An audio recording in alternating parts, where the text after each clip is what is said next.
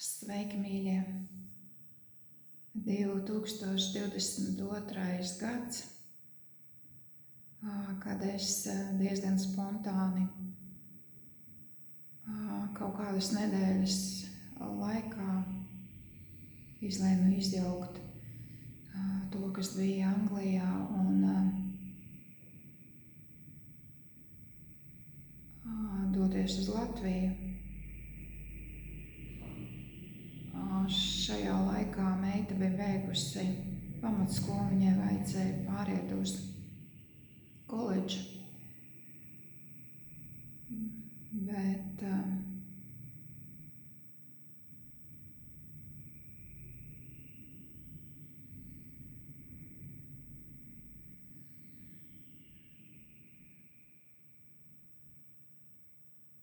tās bija priekš viņas arī sava veida izmaiņas, pāriet no zināmā uz nezināmo. Un tā kā viņai iepriekšējā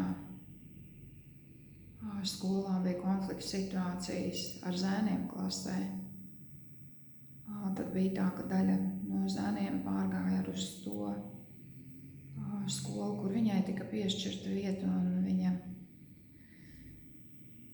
nevēlējās pāriet arī uz šo skolu. Tad es izlēmu pamēģināt un doties uz Latviju. Tas bija septembra beigas vai vidus. Pirmais, ar ko es sāku, es meklēju skolu, un mēs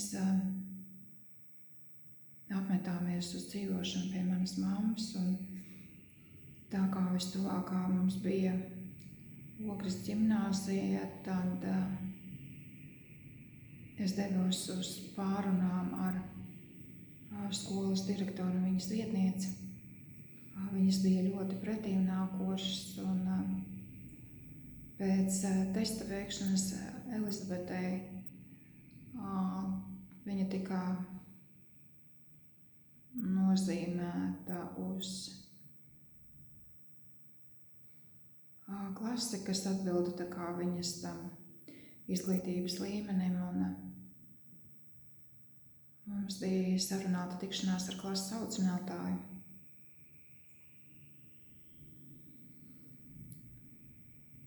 Un Elizabete iegāja klasē, viņai rokā bija telefons. Viņa jutās diezgan brīvi, nepiespiesti. Un viņa teica, viņai bija rokā telefons, viņa teica čau, kad mēs izgājām no. Un pirmais iespējas es arī atcerējos šajā brīdī savu skolu, un pēc tā, ka mēs izgājām ārā, skolotāja pasauc man maliņā, viņa teica, es redzu, ka šis būs problemātisks bērns, bet mums klasē visi ir paklausīgi. Un tad es arī atcerējos savu klases audzinātāju, un skolu, un mēs izgājām ārā no skolas, un Elizabete teica, I hate you. Un mēs aizgājām mājās, un viņi atteicās vēlāk iet uz skolu. Bet tā kā nākošajā dienā bija sarunāts, ka mēs iesim uz skolu, un iesniegums tika uzrakstīts arī. Tad es aizgāju uz skolu, un es teicu, ka mēs nobijāmies no jums. Skolotāja bija ļoti apjukusi, mēs aizgājām pie direktoras, un mums tika piedāvāta iespēja arī iet citā klasē, bet Elizabete jau bija nobijusies, un viņa atteicās iet uz skolu. Un šajā brīdī tika pieslēgts sociālais dienests, psihologs, bet Elzbete jau bija ierausies sevī un viņa atteicās sadarboties. Vienīgais, es gāju pie psihologa. Kaut gan es tā kā vienīgā problēma, ko es tā kā redzēju, tā bija viņai Elzbetei ir spēļu atkarība, kas diezgan ilgstoši jau ir, un tā ir arī, es domāju, bērniem sava veida aizmukšana no tās sistēmas, no tās, kas ir ar skolā, un arī no tās realitātes. Jā, un tika piedāvāta kā iespēja ar mājas apmācībām, bet es uzskatu, ka priekšbērniem tas nav labākais variants, ka viņiem vajadzētu izolēties, jā, bet, diemžēl, tad ko izvēlēties? Iet skolā, kas, es uzskatu, salauž bērnus, vai ir tad labāk izolēties. Jā, un es novijos pēc tā, kas viss tur nāca ar sociālajiem psihologu, un es izlēmu jau pēc 3 mēnešiem, tas bija jau pirms Ziemassvētkiem, uz Elzbetes dzimšanas dienu, ka mēs brauksim atpakaļ uz Angliju, un es iešu atpakaļ attiecībās, no kurām es biju izgājusi 2 gadi atpakaļ. Es redzēju tādu tā kā izēju, un jā.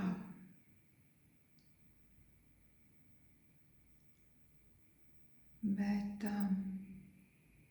pēc kaut kāda laika, pēc 5 mēnešiem, es sapratu, ka šeit arī nevar ilgstoši uzkavēties, ka man ir jāiet arī no šejienes ārā, un paralēli es sāku arī meklēt mums tā kā dzīves vietu, vai mums varētu palīdzēt ar dzīves vietu, un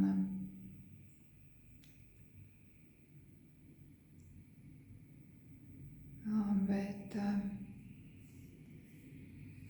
šajā laikā es satiku meiteni, kas stāstīja par savu redzi, kad viņa jau 2 gadus gaida un nevar tikt uz operāciju, un Covida laikā bija tā, ka man bija parādījies melns punkts, kurš tā kā lēkāja acī priekšā, un jā, un es izlēmu, ja jau kāds man stāsta par to savu redzi, kad jāpievērš arī savai redzei ar uzmanību, un es nolēmu, ka mēs varētu iet ārā no tā, kur mēs esam, un kādu brīdi aizbraukt uz Latviju, un es varētu pārbaudīt savu redzi.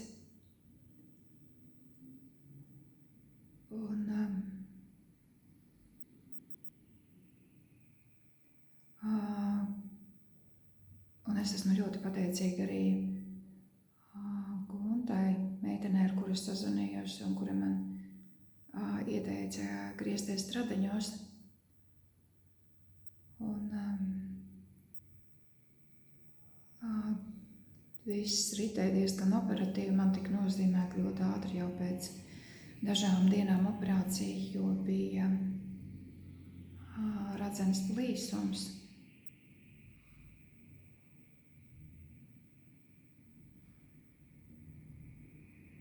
Un es biju nopirkusi biļetes atpakaļ uz Angliju, bet pirms mēs lidojām, es vēlējos pārliecināties, ka mums būs vieta, kur palikt. Un es piezvanīju, viņa man teica, ka, diemžēl viņi nevarēs palīdzēt, un lai es pati tā kā meklēju mums dzīves vietu. Un es atkal nobijos. Bet mums vēl bija drošības pilventiņš. Un es nolēmu, ka mēs paliksim. Tā kā kaut kad ilgu laiku atpakaļ, kad mēs dzīvojam Latvijā, man patika modelēt sev tērpus. Tad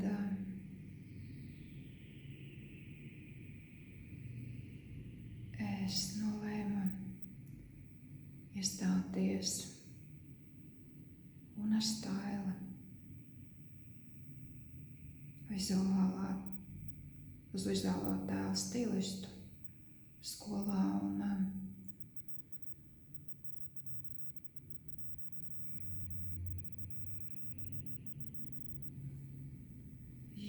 tā kā Elzbieta pirmajā reizē jau bija atteikusies iet klātienē uz skolu, tad es sāku izskatīt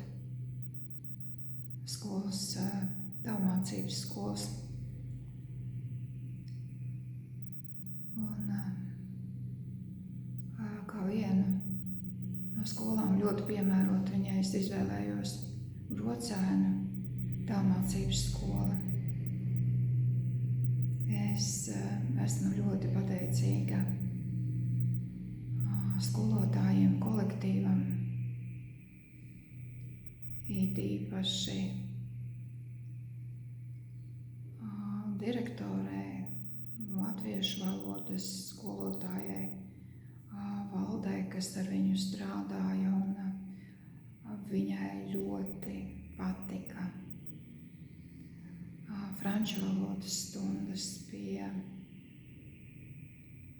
Sanitas, un viņa ar ļoti lielu prieku pieslēdzās šīm stundām. Un es domāju, cik ļoti tas ir svarīgi no skolotājas, vai bērni grib iet uz to skolu, un ļoti liela nozīme skolotājai.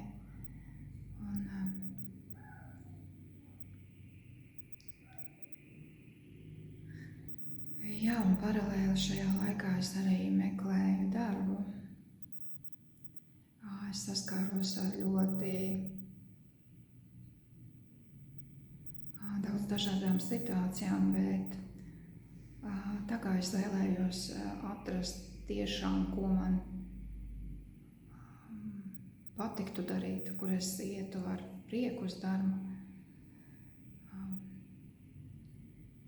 tad bija vietas, kuras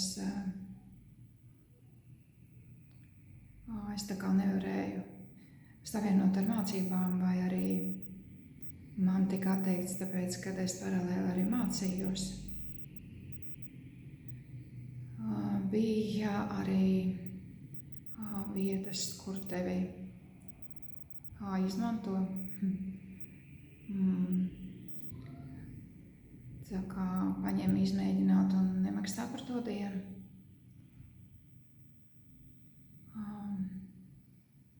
Atceros arī, kad uz Blaumaņa ielas bija vieta, kur es gāju, tā kā es pamēģināt strādāt virtuvē, un visu dienu draugi gāzās, un tad bija tāds smīniņš no pārējo puses, vai es šito izturēšu, un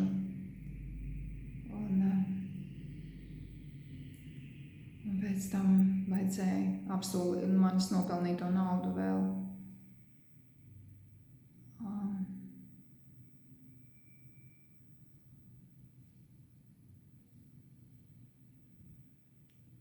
zvanīt un teikt, lai tiktu samaksāta.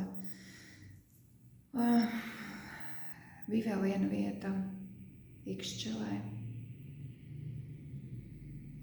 kur man, un pēc šādām situācijām es arī biju iezvanījusi Darba aizsardzības inspekciju, kur man teica, ka, protams, uzreiz līgums ir jāslēdz ar pirmo dienu, kad nepastāv tādas izmēģinājuma dienas. Un pēc tā es jau, kad zvanīju uz darbu, uzreiz jautāju, vai man tiks samaksāts par to dienu.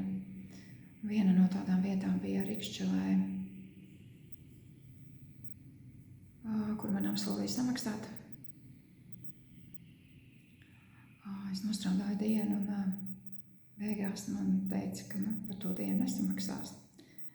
Samaksās tā kā ar pirmdienu, kad es sākšu, tad... Un es uzrakstīju vienkārši SMS, kas sekas tam būs, bet tie no manas puses nebija draudu, bet es zinu, ka pastāv cēloņu un seku likums ir nemainīgs. Un cilvēki saprata savādāk, kā rezultātā. Viņas vīrs sāka sūtīt draudu vēstules. Vēl joprojām man viņas ir saglabājušās telefonā. Jā, un arī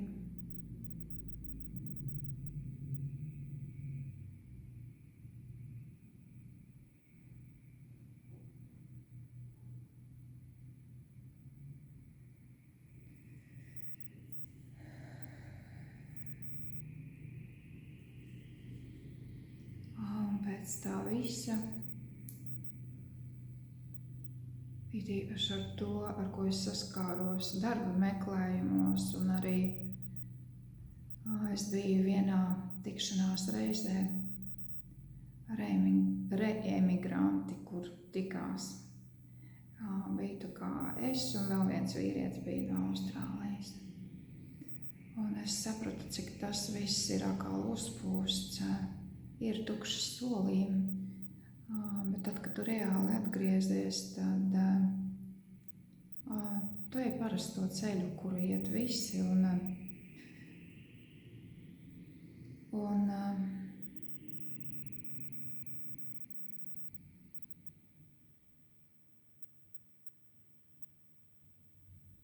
vai nu arī,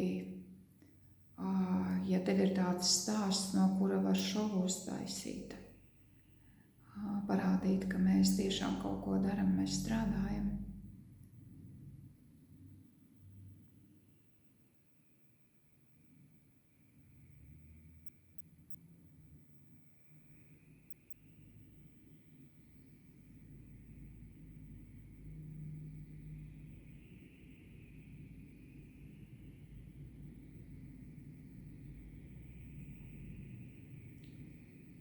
Jā, un gala rezultātā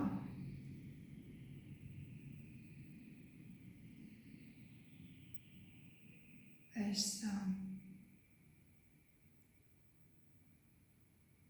nejūtos šeit kā mājās, bet bija arī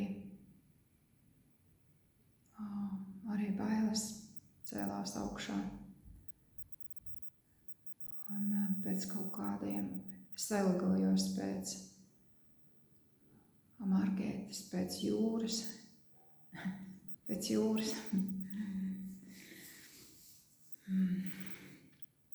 Jā, un pēc 10 mēnešiem